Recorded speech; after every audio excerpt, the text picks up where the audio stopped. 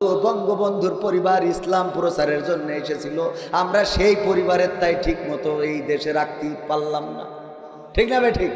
এরপরে আমার ওবায়দুল কাদের কাকা আল্লাহওয়ালা পীর সাহেব, খেলা হবে জলে জলে, মানুষ বাসে কয়দিন, 16 বছর তো চলেই গেল, ঠিক না বেটে? সেই ওবায়দুল কাদের কাকা, সেও আল্লাহওয়ালা, সেও একজন পরহেজগার ব্যক্তি। এরপরে সবচেয়ে বড় পরহেজগার, যার দোয়া নিয়ে আমাদের দেশ আমরা আগাই নিছিলাম, তার নাম হলো দরবেশ বাবা। এই দরবেশ বাবারও আমরা ছেড়ে দিলাম না, দাড়ি কেটে তাই থাকতে পারল না, ঠিক না বেটে? আবার আমার মানিক্কা বিচারপতি, সেও তো আল্লাহওয়ালা কিনা, দাড়ি রেখে তো টুপি মাথায় দিয়ে বর্ডারে যেই ধরা খেয়েছে। হ্যাঁ, দাড়ি রেখে টুপি মাথায় দেওয়ার পরেও সে বিসি রক্ষা করতে পারেনি, ঠিক না বে ঠিক? তাইলে সেও কি সংখ্যালঘু নাকি? না, সংখ্যালঘু না। সুতরাং যারা বলে এই দেশে সংখ্যালঘুদের পরে নির্যাতন হয়, আল্লাহর কসম করে বলি, আমাদের দেশের সংখ্যালঘুরা ডিমের মধ্যে যেমন কুসুম থাকে, তেমন করে আমার দেশে সংখ্যালঘুরা বেঁচে আছে, বলেন ঠিক কিনা? কিন্তু যারা উগ্রতা দেখায়, যেমন বাংলাদেশেও ছিল জেএমবি, বাংলাদেশেও ছিল হরকাতুল জিহাদ, বাংলাদেশেও আইএসের শাখা সংগঠন ছিল, এইগুলো মুসলমানদের সংগঠন। তারপরেও আমরা এই সংগঠনগুলোকে মেনেছি না মানি নাই? আমরা মানি নাই। এই বাংলাদেশে তাদের রাজনীতি করার অধিকার তো দিই নাই, বরং নিষিদ্ধ ঘোষিত জেএমবি সংগঠন, ঠিক কিনা? রাত্রে একজন নামাজ পড়তেছে, নামাজ পড়ার জন্য উজু করতেছে পুকুর পাড়ে, এখন উজু করা দেখে ওই পাশে আর একজন চোর এসে গোসল করতে, চোর মনে করতেছে ওই পাশে মনে হয় আর এক হাজি চুরি করে আসবে, ঠিক না বে ঠিক? এরকম মনে করে না? করে না।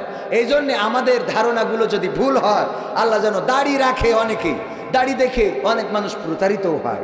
আমার গ্রামে একজন ছিল, দাড়ি রেখে গুড় বিক্রি করতো, শীতের সময় গুড় হয় না, তো উনি যদি কেউ গুড়ে কাঠি মারতেছে তো বলতো, ভাই দাড়ি রেখে মিথ্যে কথা বলছি আপনার সাথে। হ্যাঁ, তো গুড় নিয়ে যাইয়ে দেখতো যে উপরে দানা গুড়, নিচেই ঝুলা গুড়।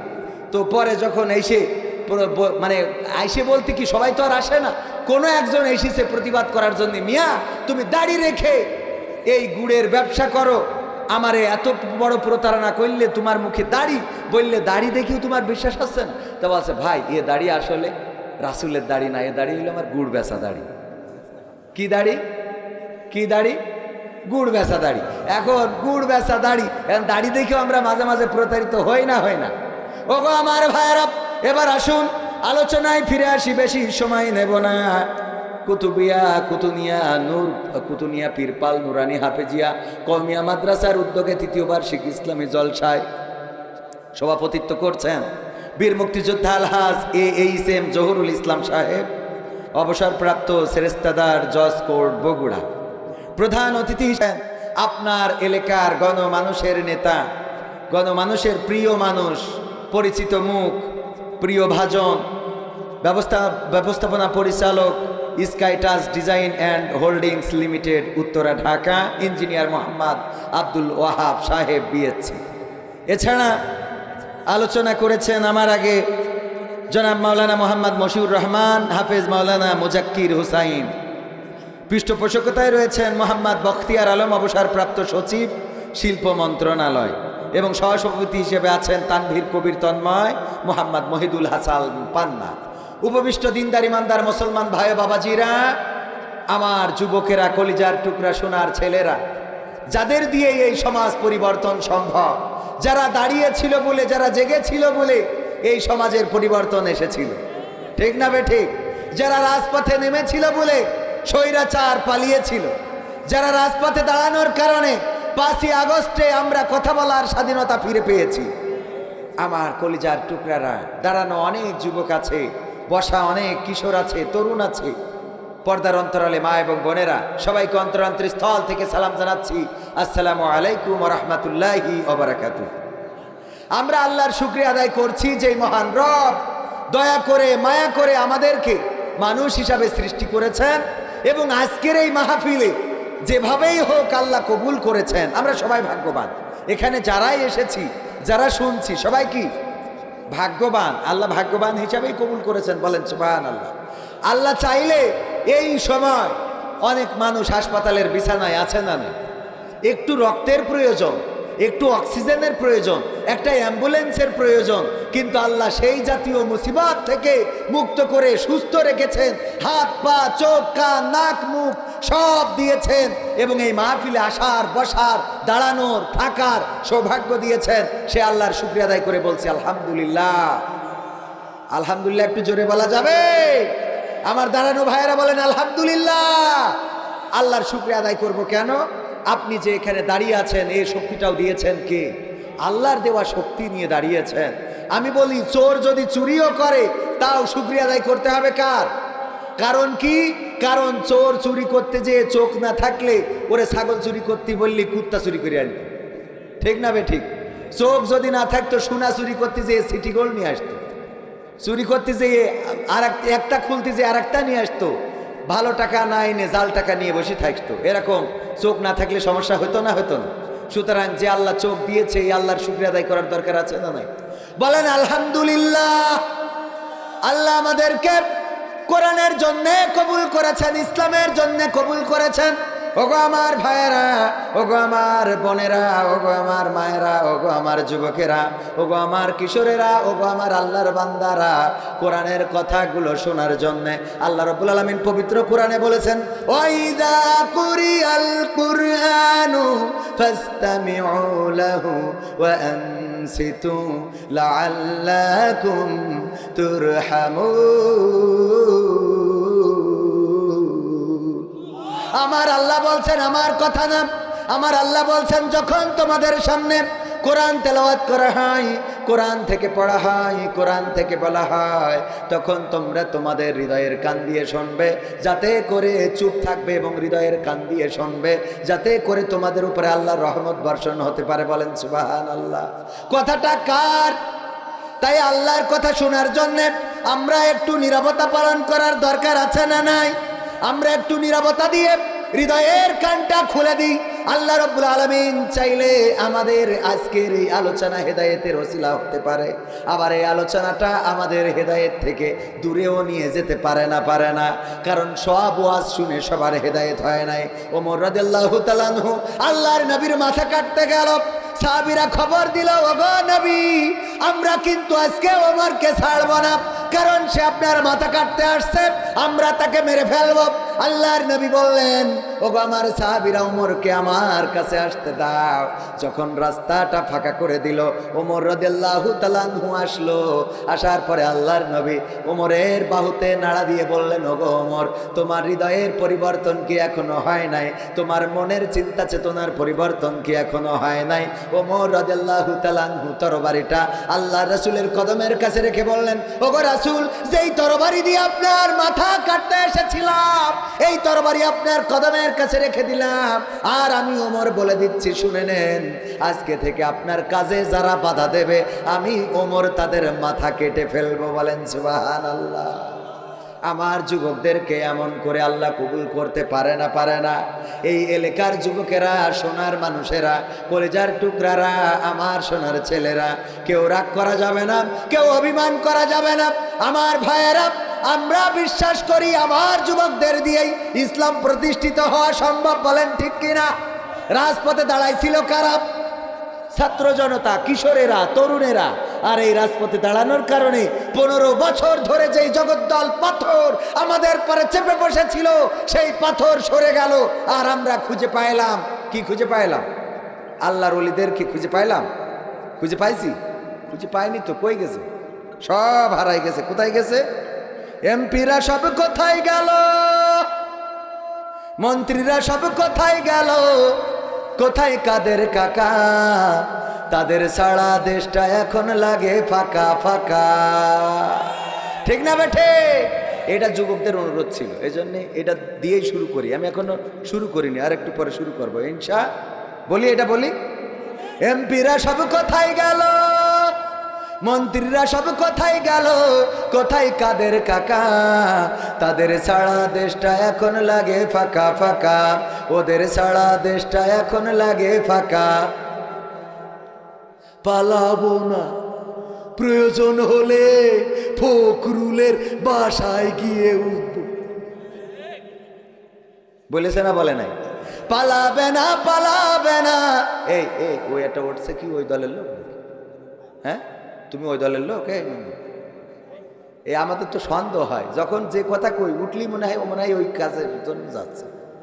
যদি ধরে নেন যে ইসকনের বিরুদ্ধে কথা বলি আর কেউ যদি ওঠে, তাহলে মনে হবে মনে হয় ইসকনের সদস্য। ঠিক না বে ঠিক? এই জন্য এখন শোনা উঠে না, এখন উঠা যাবে না। তোমাকে কাঠি কাছে কৃষি, হ্যাঁ, অল্প সময় থাকা যাবে না, আর আধা ঘন্টা থাকা যাবে ইনশাআল্লাহ। হ্যাঁ, আমার যুবকেরা যদি দাঁড়ায় থাকতে পারে তাহলে আপনারা বসে থাকতে পারবেন না। বসালো করছে কেন? পিসাব লাগলে চিপি ধরি বসে থাকেন। একটুখানি আটকে না রাখতে পারলে বউ থাকে। হ্যাঁ, এই ঠিক না বেটে? কথা কয় না বাবারে একটু। এই জন্যই ওই যেন বইলে না বসি। দেখা যাচ্ছে নামাজের রস করছি, একজন মিটে চলে যাবে, আমি খবর ওই দেখো নামাজি বেনামাজি চলে যাচ্ছে। ও হওয়া যাবে না, হওয়া যাবে। আমাদের মনের মধ্যে, আমরা তো মানুষ, হঠাৎ মনে হয় ও মানে এই কথা বলে। দেখবেন যে কারো ধমক দিচ্ছেন, অন্যভাবে ফোনে কথা বলতেছেন, হয়তো ধমক দিচ্ছেন, একজন সামনে বসেছিল উঠে চলে গেছে, পরে আবার ফোন করে রে তুমি কি আমার ধমক খেয়েই চলে গেলে নাকি? আমি ফোনে একজনের বলছিলাম। এরকম হয় না, হয় না? তো আসলে এই জন্য আমাদের মাথায় রাখতে হবে, আমার যুবকেরা, তরুণেরা, কিশোরেরা, আমার সোনার ছেলেরা, আমার মুরব্বীরা, আমার প্রিয় ভাইয়েরা, এই বগুড়ার মাটি ইসলামের ঘাঁটি। বলেন ঠিক কিনা? বগুড়ায় 7 মাথায় অফিস বানায় পুলিশ দেশা 12 মাস পাহারা দিতে হয়েছে। কারণ এই বগুড়ায় একটু ঝামেলা আছে না, শোনা কথা কয় না। ঝামেলা মানে কি? আমি তো বলি আন্দোলন শুরু হবে বগুড়াতে, হবে না? হবে না? 7 মাথাতে শুরু হবে, 1 মাথা দিয়ে শেষ হবে। ঠিক আছে তো ইনশাআল্লাহ? লিল্লাহে তাকবীর। আওয়াজ বগুড়ার মতো হয় নাই। আমার বগুড়া গাবতলীবাসী। আর এখানে আছে আর একটা কি থানা জানো? সারিয়াকান্দি। 2 থানার মানুষ এখানে আছে না নাই? সারিয়াকান্দির কয়জন হাত উঁচু করেন? সারিয়াকান্দি হাত নামান। এবার গাবতলী, গাবতলী, গাবতলী একটু বেশি। আচ্ছা ঠিক আছে, আমরা একটু পাল্লা দিই। এই সারিয়াকান্দিরা বললেন না, গাবতলীরা বলুন লিল্লাহি তাকবীর। এবার সারিয়াকান্দি, গাবতলী চুপ থাকেন। লিল্লাহি তাকবীর। সারিয়াকান্দির লোক অল্প হিসেবে আপনাকে থেকে ফার্স্ট। ঠিক না বেটে? এমনি গেলি কাঠি খুলি দেবেন, আওয়াজ এত আসতে কে? ও গো আমার ভাইরা, এবার একসাথে লিল্লাহি তাকবীর। আল কোরআনের আলো, আল হাদিসের আলো, আমার নেতা তোমার নেতা, লিল্লাহি তাকবীর। ও গো আমার ভাইরা, এই তাকবীরের আওয়াজ শুনলে শয়তান পালায়। চট্টগ্রামে যখন পুলিশের ভ্যান আটকে ধরে চিন্ময় দাসকে ছাড়াই নেওয়ার জন্য যখন ভ্যান আটকিয়েছে, ইট পাটকেল শুরু করে দিয়েছে, তাকবীরের আওয়াজ শুনে ইসকনের সদস্যরা পালিয়েছে। বলেন আল্লাহু আকবার। কিন্তু তার মধ্যে থেকে অনাকাঙ্ক্ষিত ঘটনা ঘটিয়ে ফেলল আমাদের প্রিয় ভাই, আমাদের দেশের নাগরিক, একজন অ্যাডভোকেট, বাংলাদেশের সম্পদ, জনাব মুহাম্মদ সাইফুল ইসলাম আলিফ। তার 2-3 বছরের একটা কন্যা সন্তান রয়েছে এবং স্ত্রীও গর্ভবতী। আর এই গর্ভবতী অবস্থায় সন্তান সম্ভব, সেই স্ত্রী তার স্বামীকে হারালো, তার কন্যা তার বাবাকে হারালো, মা তার সন্তানকে হারালো, পিতা তার সন্তানকে হারালো। এই নির্যাতন নিষ্পেষণ করলো। অথচ আমরা বলতে চাই, যারা এখন ভারত থেকে দেখছি বিবৃতি দেওয়া হচ্ছে, ভারত থেকে বিবৃতি দিচ্ছে এই দেশে চিন্ময় দাসকে কেন গ্রেপ্তার করা হলো? অথচ যখন গয়েশ্বর রায়কে গ্রেপ্তার করা হয়েছে, গয়েশ্বর চন্দ্র রায়কে গ্রেপ্তার করার কারণে আমার দাদারা বিবৃতি দেয় নাই। বলেন ঠিক কিনা? দ্বিমুখী নীতি। একদিকে যখন চিন্ময় প্রভু দাস যখন অ্যারেস্ট হয়, তখন আমার দাদারা বিবৃতি দেয়, আর গয়েশ্বর চন্দ্র রায় যখন অ্যারেস্ট হয় তখন কোনো বিবৃতি দেয় না, বরং তার পৃষ্ঠপোষকতা করে। তাইলে হিন্দুদের মধ্যেও পার্থক্য আছে না নাই? তার মানে একদল হলো ইমানদার হিন্দু, আর একদল হলো বেঈমান হিন্দু। কথা কি বোঝা গেছে? একদল ইমানদার কারণ দেশের প্রতি তাদের ভালোবাসা আছে, এই দেশকে গোলামের রাষ্ট্র বানাতে চায় না, এই দেশকে প্রদেশ বানাতে চায় না, এই দেশ নিয়ে ষড়যন্ত্র করতে চায় না, এই দেশের পক্ষে কথা বলে। এই জন্য ওই হিন্দুরা যখন নির্যাতিত হয়, যখন আমার বিশ্বজিৎকে কুপিয়ে কুপিয়ে হত্যা করা হলো ঢাকা শহরে, বারবার চিৎকার করে বলল আমি শিবির নই, আমি হিন্দু, আমি হিন্দু, আমি হিন্দু, আমি শিবির নই। তারপরেও তাকে কুপিয়ে কুপিয়ে হত্যা করা হলো। তখন আমার দাদারা কোনো কথা বলল না। আর যখন চিন্ময় গ্রেফতার হলো তখন দাদারা বিবৃতি দেয়। তাইলে বিশ্বজিৎ আর এই চিন্ময়ের মধ্যে পার্থক্য আছে না নাই? আছে না নাই? আবার ওরা পার্থক্য করতে চায় যে এই দেশে সংখ্যালঘু নির্যাতন হচ্ছে। কি করে সংখ্যালঘু নির্যাতন হয়? এই দেশের সবচেয়ে বড় আল্লাহওয়ালা ইমানদার যিনি ছিলেন, যার পরিবার এসেছিল ইসলাম প্রচার করার জন্য, বঙ্গবন্ধুর পরিবার, সেই পরিবারের কন্যা জননেত্রী শেখ হাসিনা যায় নামাজ খুঁজতো, সকালবেলা আগে উঠে নামাজ পড়ে কোরআন পড়ে দিনের শুরু করতো। তারই আমরা দেশে রাখলাম না। ও কি সংখ্যালঘু নাকি? কথা কয় না, কথা বোঝেননি? যে সকালবেলা আগে উঠেই যায় নামাজ খুঁজতো কনে, হ্যাঁ, তারপরে পবিত্র কোরআন পড়ে দিনের শুরু করত, আর আমরা তাকেই এই দেশে রাখলাম না। আর দাদারা বলে আমরা নাকি সংখ্যালঘু নির্যাতন করি, অথচ বঙ্গবন্ধুর পরিবার ইসলাম প্রচারের জন্য এসেছিল, আমরা সেই পরিবারের তাই ঠিক মতো এই দেশে রাখতে পারলাম না। ঠিক না বে ঠিক? এরপরে আমার ওবায়দুল কাদের কাকা আল্লাহওয়ালা পীর সাহেব, খেলা হবে জলে জলে, মানুষ বাসে কয়দিন, 16 বছর তো চলেই গেল। ঠিক না বেটে? সেই ওবায়দুল কাদের কাকা, সেও আল্লাহওয়ালা, সেও একজন পরহেজগার ব্যক্তি। এরপরে সবচেয়ে বড় পরহেজগার, যার দোয়া নিয়ে আমাদের দেশ আমরা আগাই নিছিলাম, তার নাম হলো দরবেশ বাবা। এই দরবেশ বাবারও আমরা ছেড়ে দিলাম না, দাড়ি কেটে তাই থাকতে পারল না। ঠিক না বেঠে? আবার আমার মানিক্কা বিচারপতি, সেও তো আল্লাহওয়ালা কিনা, দাড়ি রেখে তো টুপি মাথাইতে বর্ডারে যেই ধরা খেয়েছে। হ্যাঁ, দাড়ি রেখে টুপি মাথায় দেওয়ার পরেও সে বিসি রক্ষা করতে পারিনি। ঠিক না বে ঠিক? তাইলে সেও কি সংখ্যালঘু নাকি? না, সংখ্যালঘু না। সুতরাং যারা বলে এই দেশে সংখ্যালঘুদের পরে নির্যাতন হয়, আল্লাহর কসম করে বলি, আমাদের দেশের সংখ্যালঘুরা ডিমের মধ্যে যেমন কুসুম থাকে তেমন করে আমার দেশে সংখ্যালঘুরা বেঁচে আছে। বলেন ঠিক কিনা? কিন্তু যারা উগ্রতা দেখায়, যেমন বাংলাদেশেও ছিল জেএমবি, বাংলাদেশেও ছিল হরকাতুল জিহাদ, বাংলাদেশেও আইএসের শাখা সংগঠন ছিল। এইগুলো মুসলমানদের সংগঠন, তারপরেও আমরা এই সংগঠনগুলোকে মেনেছি না মানি নাই? আমরা মানি নাই। এই বাংলাদেশে তাদের রাজনীতি করার অধিকার তো দিই নাই, বরং নিষিদ্ধ ঘোষিত জেএমবি সংগঠন, ঠিক কিনা? আমরা সেগুলোকে নিষিদ্ধ করেছি। ও আমার ভাইয়েরা, তেমনি ভাবে হিন্দু যারা আছে, আল্লাহওয়ালা হিন্দু আছে, ইমানদার হিন্দু, তাদের দিক থেকে ইমানদার, আর কিছু আছে জঙ্গি হিন্দু, আর এই জঙ্গি হিন্দু হলো ইসকনের হিন্দুরা। ঠিক আছে তো? তা না হইলে একজন আলিফ আমার সাইফুল ইসলাম আলিফকে হত্যা করার পরে তারা ফেসবুকে লিখেছে আমরা অসুর হত্যা করলাম, নাউজুবিল্লাহ।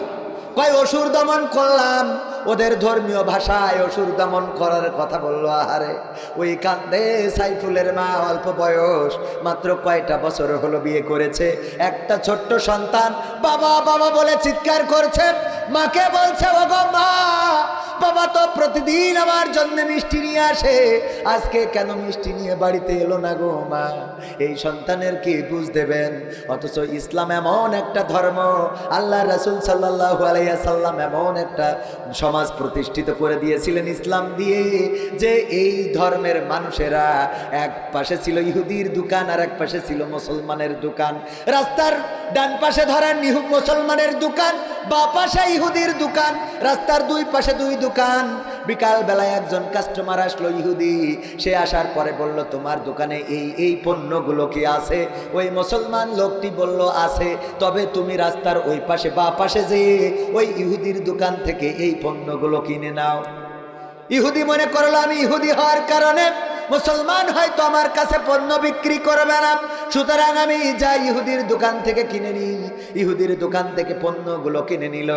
তারপরে হঠাৎ করে চিন্তা হলো, এই সমাজে কি এমন সমাজ এসে গেল যে এই সমাজে আমাদের ইহুদিদের সাথে মুসলমানেরা কেনা বেচা করবে না? এই প্রশ্নটা করার দরকার, জানার দরকার। এই জন্যে আবার ওই ইহুদি ঘুরে আসলো মুসলমানের দোকানে, এসে বলল, ওগো আমার মুসলিম ভাই, ওগো আমার দেশি ভাই, আমি তোমার দোকানে আসলাম, যেই পণ্যগুলো চেয়েছিলাম ওই পণ্যগুলো তোমার দোকানে কি আছে? বলল, হ্যাঁ আছে। তাইলে ওই পণ্যগুলো তুমি কেন আমাকে দিলে না? আমাকে কেন ইহুদির দোকানে পাঠিয়ে দিলে? ওই মুসলমান জবাব দিল, ওগো আমার ভাই, সকাল থেকে বিকাল পর্যন্ত আমি দোকান খুলেছি, আর আমার ওই পাশের ইহুদি ভাইও দোকান খুলেছি। আমার সকালে এত বেচা কিনা হয়েছে, এত বেচা কিনা হয়েছে যে আমার চাহিদা পূরণ হয়েছে। ওই ইহুদির দোকানে অত কাস্টমার যায় নাই। আমার বাড়িতে মা আছে, সন্তান আছে, স্ত্রী আছে, তারা প্রতিদিন অপেক্ষায় থাকে আমি বেচা কিনা করে তাদের জন্য কিছু নিয়ে যাব। ওই ইহুদি ভাইয়ের বাড়িতেও তার মা আছে, তার পরিবার আছে, তার সন্তান আছে, তারাও অপেক্ষায় আছে বেচা কিনা করে কিছু বাড়িতে নিয়ে যাবে। কিন্তু তার দোকানে যদি বেচা কিনা না হয় তাইলে কি নিয়ে যাবে? সন্ধ্যাবেলা মায়ের কাছে কি জবাব দেবে? স্ত্রীর কাছে কি জবাব দেবে? সন্তানের কাছে কি জবাব দেবে? এই কারণে আমি দেখলাম আমার আর বেচা কিনা না হইলেও চলবে, আজকে অন্তত আমার ইহুদি ভাইয়ের কিছু বেচা কিনা হোক। আল্লাহু আকবার। এই ছিল ইসলাম, এই ছিল আমাদের ধর্ম, এই ছিল আমাদের রাষ্ট্র ব্যবস্থা। শুধু তাই নয়, আমর ইবনে আস রাদিয়াল্লাহু তাআলা আনহু যখন দামেস্কের গভর্নর হিসাবে নিয়োগ পেয়েছেন, তখন হঠাৎ করে খ্রিস্টানেরা চিল্লা ফাল্লা চেঁচামেচি শুরু করলো। খ্রিস্টানেরা চিল্লায়, তাদের পাদ্রী এসে বলল, কি হয়েছে? বলল, আমাদের যিশু খ্রিস্টের মূর্তি ছিল, ঈসা মাসিহের মূর্তি ছিল, সেই মূর্তির নাক ভেঙে ফেলেছে। আমরা ধারণা করছি এই নাক ভেঙেছে মুসলমানেরা। কারা? মুসলমানেরা অভিযোগ করলো। কারা? খ্রিস্টানেরা। কারা? খ্রিস্টানেরা। দামেস্কের গভর্নর আমর ইবনে আস রাদিয়াল্লাহু তাআলা আনহু, আল্লাহর নবীর সাহাবী, ওমর নিযুক্ত খলিফা, সে বলল, তাদের পাদ্রী বলল, দেখো এখানে আমর ইবনে আস আছে, যে ওমরের নিযুক্ত করা গভর্নর। আমরা তার দরবারে যে বিচার দেব, যদি সে বিচার করতে ব্যর্থ হয় তাইলে আমরা আন্দোলন শুরু করে এই দামেস্ক অচল করে দেব। বলল, ঠিক আছে, চলো তার দরবারে যাই, তার রাজপ্রাসাদে যায়, তার যেখানে অফিস আছে অফিসে যায়। অফিসে আসলো, আমর ইবনে আসকে ডেকে বলল, ওগো আমর ইবনে আস, আমাদের যিশু খ্রিস্টের মূর্তির নাক ভেঙে ফেলেছে, আমরা ধারণা করে নিয়েছি মুসলমানেরা ভেঙেছে, আমরা এর সুষ্ঠু তদন্ত এবং বিচার দাবি করছি। আমর ইবনে আস বললেন, আমার এর সময় দাও, 2 দিন 3 দিন, একটা সময় বেঁধে নিল, এই সময়টা দাও, আমি এই সময়ের মধ্যে আমি অপরাধীকে তারে খুঁজে বের করব। কিন্তু সেই সময় পার হয়ে গেল, তাও অপরাধীকে খুঁজে পাওয়া গেল না, অপরাধীদের খুঁজে বের করতে পারলো না। তখন তো আর ডিজিটাল যুগ ছিল না যে নেটওয়ার্ক সার্চ দিবে যে কে ওই সময় গিয়েছিল, ঠিক না? তখন তো ডিজিটাল যুগ না, আমাদের সময় ডিজিটাল যুগ আমরা পেয়েছি।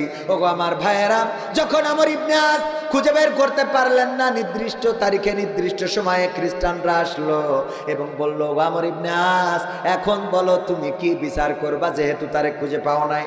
আমর ইবনে আস বলল, আমার প্রস্তাব 2টা। কয়টা? 1 নম্বর প্রস্তাব, তোমরা চাইলে তোমাদের যে মূর্তির নাক ভেঙে ফেলেছে ওই নাকটা আবার সুন্দর করে গড়ে নিতে পারো, আবার রংসং করে নিতে পারো, যা খরচ হবে আমি রাষ্ট্রীয়ভাবে তোমাদের দিয়ে দেব। অথবা ওই মূর্তিটা বাদ দিয়ে নতুন আর একটা মূর্তি বানিয়ে নিতে পারো, সেই মূর্তি বানাইতেও যত খরচ হবে সব খরচ আমি রাষ্ট্রীয়ভাবে দিয়ে দেব। সুবহানাল্লাহ। রাষ্ট্রীয়ভাবে মূর্তির খরচ দেয়া দরকার আছে না নাই? রাষ্ট্রীয়ভাবেও দেয়া যাবে ভাইয়েরা আমার। তবে ধর্ম যার যার উৎসব সবার, এই কথা বলে পূজা মণ্ডপে যাওয়া যাবে? যাওয়া যাবে? যাওয়া যাবে না।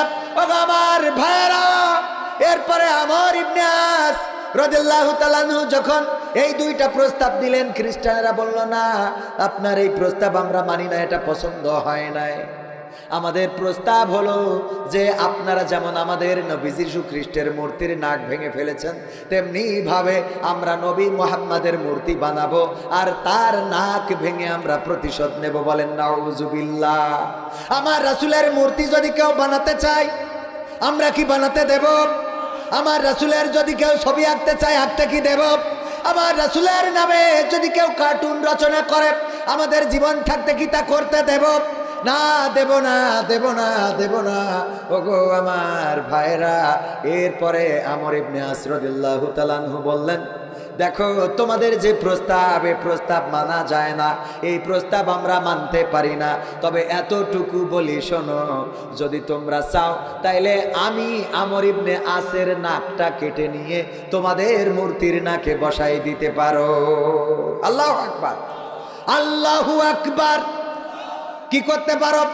আমাদের এই নাকটা কেটে নিয়ে মূর্তির নাকে বসাইয়ে দিতে পারো। ওগো আমার ভাইয়েরা, আমার কলিজার টুকরা যুবকেরা, এই ঘটনাটা সবার জানার দরকার আছে। আমর ইবনে আস রাদিয়াল্লাহু তাআলা আনহু কি বললেন? তোমাদের মূর্তির নাক ভেঙে ফেলেছে, আমি যেহেতু ব্যর্থ, কে ভেঙেছে ধরে দিতে পারি নাই, সুতরাং আমার নাকটা কেটে নিয়ে তোমাদের মূর্তির নাকে বসিয়ে দিতে পারো। খ্রিস্টানেরা বলল, এই প্রস্তাবটা আমাদের পছন্দ হয়েছে, কারণ আমরা ওই নাকটা কেটে প্রমাণ করে দেব যে আমাদের মূর্তির নাক কাটার কারণে মুসলমানদের গভর্নরের নাক আমরা কেটে দিয়েছিলাম। এইটা খ্রিস্টানদের খুব পছন্দ হয়েছে, যে নাক কেটে, মুসলমান গভর্নরের নাক কেটে আমাদের মূর্তির নাকে বসাইয়ে দিয়েছিলাম। এটা ইতিহাস হয়ে থাকবে যে আমাদের মূর্তি ভাঙার কারণে আমরা মুসলমানদের নাক কেটে নিছি। ওরা যেমন এখন আমাদের একজন ভাইকে হত্যা করে তারা গর্ববোধ করতেছে যে কেবল আমরা শুরু করেছি। বুঝেননি? তা হতে দেয়া হবে না, খেলা হবে, খেলা হবে, পালাবো না। কিন্তু বিপদের সময় দেখা যাবে না, পালাবো না, কিন্তু বিপদের সময় দেখাও যাবে না। ওগো আমার ভাইরা, আমর ইবনে আস রাদিয়াল্লাহু তাআলা আনহু যখন বললেন, খ্রিস্টানেরা প্রস্তাবটা মেনে নিল, তরবারি দেয়া হলো, তরবারির ধার পরীক্ষা করা হয়ে গেল। ওই তরবারি নিয়ে নাক কাটতে আসবেন জল্লাদ, নাক কাটার জন্য যখন ছুটে আসছেন, তখন হঠাৎ করে কেউ একজন চিৎকার করে বলল, দাঁড়াও, থামো, নাকটা কাটার আগে আমার কথাটা একটু শোনো। আমি একজন মুসলমান, আমার কথা বলার একটু সুযোগ দাও। তারপরে তার সুযোগ দেয়া হলো। সেই মুসলমান বলল, দেখো, ওই মূর্তির নাকটা তোমাদের ধারণা সত্য, তোমরা ধারণা করেছো মুসলমানেরা ভেঙেছে, আসলেই সত্য তোমাদের ধারণা, আমি মুসলমান, আমি তোমাদের মূর্তির নাকটা ভেঙেছি। দেখো আমার কাছে নাকের অংশটা এখনো রয়েছে, আমি অপরাধী, নাক যদি কাটা লাগে তাইলে আমারটা কাটতে হবে।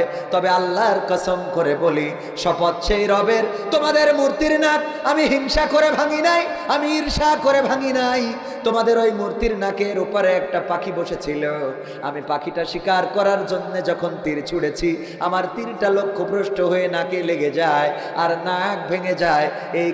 আর এটা আমি নাকটা সংরক্ষণ করেছি, ভয়ে স্বীকার করি নাই যে এই নাক ভাঙার অপরাধে না জানি কোন শাস্তি হয়। কিন্তু যখন দেখলাম একজন নিরপরাধ গভর্নরের নাক কেটে নেওয়া হচ্ছে, তখন আমার মতো অপরাধী আর চুপ থাকা যায় না। তোমাদের ওই মূর্তির নাক লাগানোর জন্য আমার নাকটা কেটে নাও। বলেন আল্লাহু আকবার। খ্রিস্টানেরা বলল, এটা কেমন ধর্ম? এটা তো অত্যন্ত চমৎকার একটা ধর্ম, যেই ধর্মে অপরাধী তার অপরাধ স্বীকার করে নাই। এটা এমন একটা ধর্ম যেই ধর্মে তাদের গভর্নর নাকটা দিয়ে দিতে চায় মূর্তির জন্যে। আবার অন্য মুসলমান যে ইচ্ছা করে অন্যায় করে নাই, তারপরেও অন্যায় স্বীকার করে নিজের নাকটা তরবারির সামনে তুলে দেয়।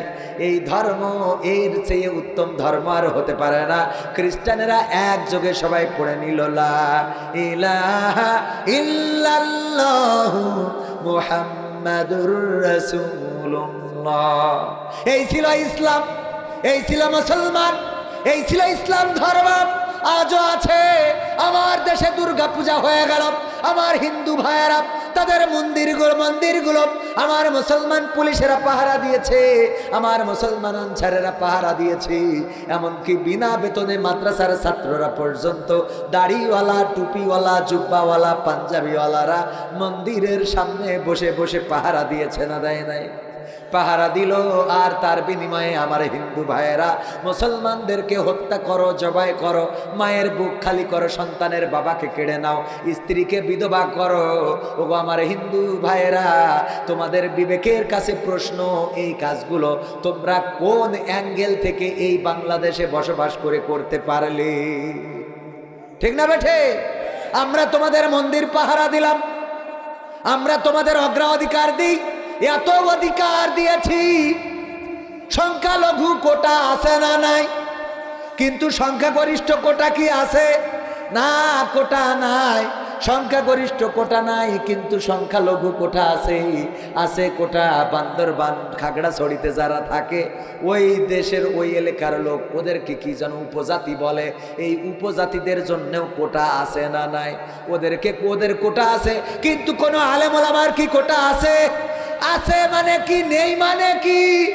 শুধুমাত্র দাখিলটা বা ম্যাট্রিকটা, দাখিলের সার্টিফিকেট থেকেছে, পরবর্তীতে সে কলেজে অনার্স মাস্টার্স করেছে, কিন্তু দাখিলের সার্টিফিকেট থাকার কারণে এই 15 বছর চাকরি হয় নাই। হাজার হাজার নয়, লাখো লাখো ছাত্র জনতার, বলেন ঠিক কিনা?